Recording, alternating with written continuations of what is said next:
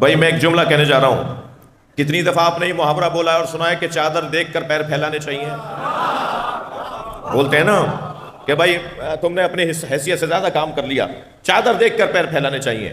اہل بیت وہ ہیں جنہیں دیکھ کر چادر پھیلتی ہے۔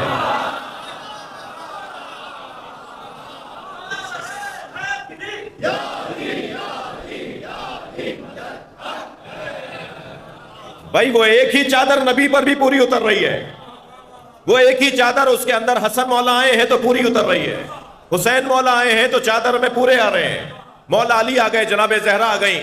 ایک نبی تھے تب بھی سیدہ کی چادر یمنی حدیث کسا وہ نبی پر پوری رہی، امام حسن آئے پوری رہی، حسین آ گئے پوری رہی۔ یہ چادر ان کو دیکھ کر پھیل رہی ہے، اور یہ تو بہت بڑا مقام رکھتے ہیں، یہ چادر اوڑھ لیں تو وہ نور ہو جاتی ہے۔ حدیث قصہ بھی آپ نے پڑھی ہے، اس حدیث قصہ میں اٹھا کے دینا انور، حدیث قصہ اٹھا کے دو، سامنے رکھیے۔ حدیث قصہ میں ابھی آپ نے پڑھا کہ کانہ البدر فی لیلۃ تمامہ و کمالہ، جی جب سرکار نے اپنے اوپر چادر کو لے لیا، اور چادر کو لینے کے بعد کیا فرماتی ہیں؟ فَلَمَّا اكْتَمَلْنَا،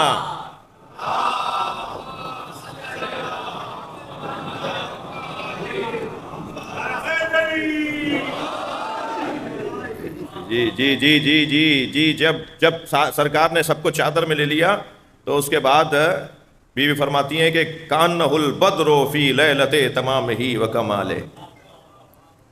ایک صلوات پڑھیں ذرا محمد و آل محمد۔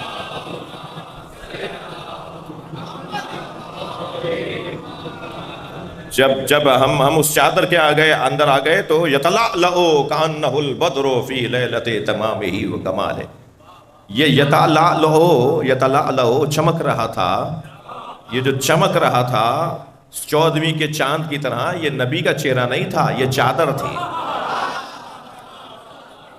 بھائی جب چادر میں آ گئے تو چہرہ کہاں نظر آ رہا ہے؟ سرکار چادر میں، چہرہ سرکار کا نہیں، پوری چادر بقعہ نور بن گئی، یعنی جب کوئی دیکھے گا تو وہ چادر چاند کی طرح چمک رہی تھی۔ تم ان کے نور ہونے کو سمجھ نہیں پا رہے، یہ چادر لے لے تو وہ نور بن جاتی ہے۔ صلوات پڑھیں محمد و آل محمد۔